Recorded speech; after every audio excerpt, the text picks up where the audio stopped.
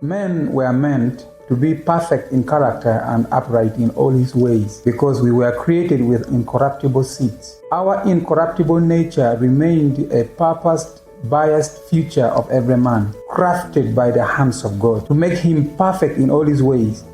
However, Satan and its government are just so educated about this perfect future of mankind and have set thousands of weapons intended to destabilize our calls into perfect Christian life or Christian living.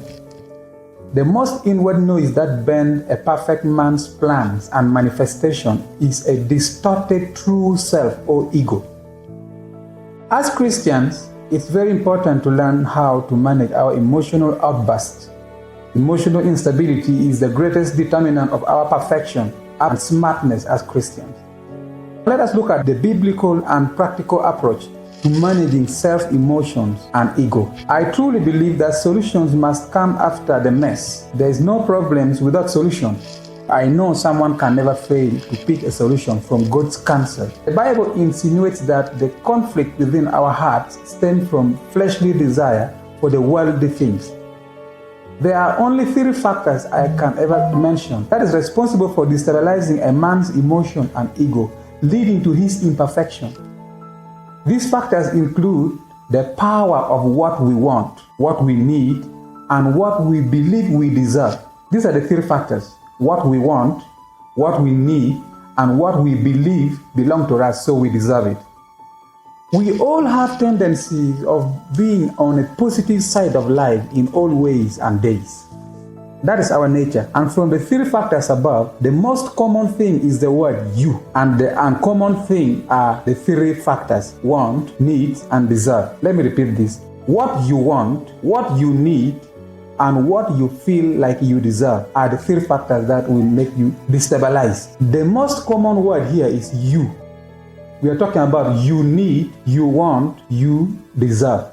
So the same you is wanting something.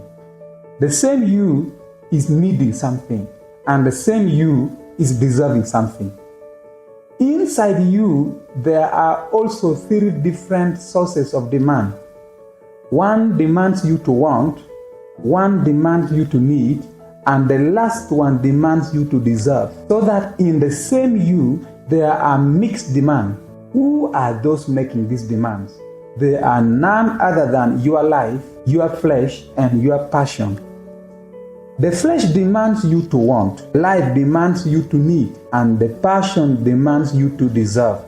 Let us define these demands. Needs are perfect spiritual or physical resources that you can't do without.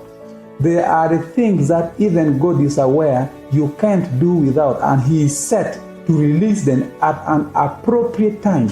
Want are anything that we feel like having them. This can be because of their beauty, it can be because of the taste or the color or appetite toward them, or we have been motivated toward them. They are entirely fleshly biased. What we deserve are those things we feel we are qualified to have them. The key word here is feelings. Most of us actually doesn't know that anytime we are feeling about something, we are triggered to begin dreaming.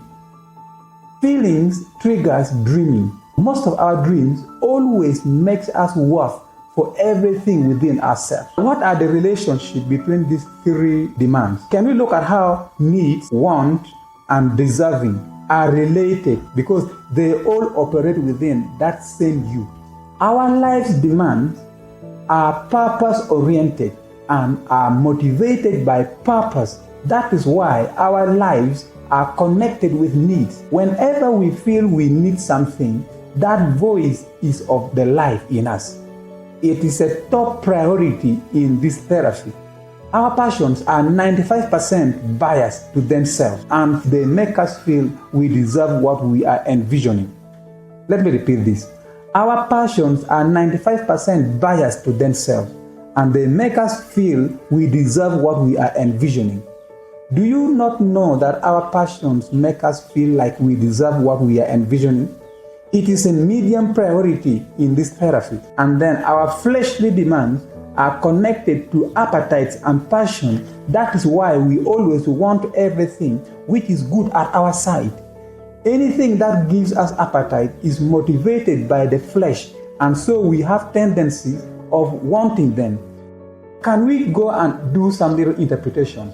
First of all, perfection requires reduction of inward noise. Meaning, if you want to be perfect, you need to reduce the inward noise and the conflicts which is in you. With numerous conflicts against what we need, we can never be upright. And the greatest enemies of our needs are true selves. The greatest enemies of our needs and true selves are internal. And they are what we want and what we feel like we deserve. Begin by identifying sources of your inward conflicts. Separate them clearly. Then introduce the law of prioritization and subtraction. This implies giving up from the bottom of your heart less important want and what you feel should be yours but can't have it, and sticking to supplying your needs. Another implication is that it implies accepting defeats on fleshly and emotionally motivated fights, because even if you win, it can never make you perfect. This implies also taking full control of your inward conflicts and not allowing it to overshadow you. This also implies cutting down your appetites on consumption, that is to say on food, sex, and zeal for power. Remember, you always don't need what you want or deserve to live upright and be perfect in your ways, but you want needs to guide you in making realistic wants, aspirations, and expectations to suit your own standard as a perfect man. The voice of life is key over the voices of the flesh. With needs provided, wants and expectations become realistic in the sight of God. Your imperfection is possibly because you are always ready to fulfill unrealistic wants and dreams at the expense of providing what your life needs.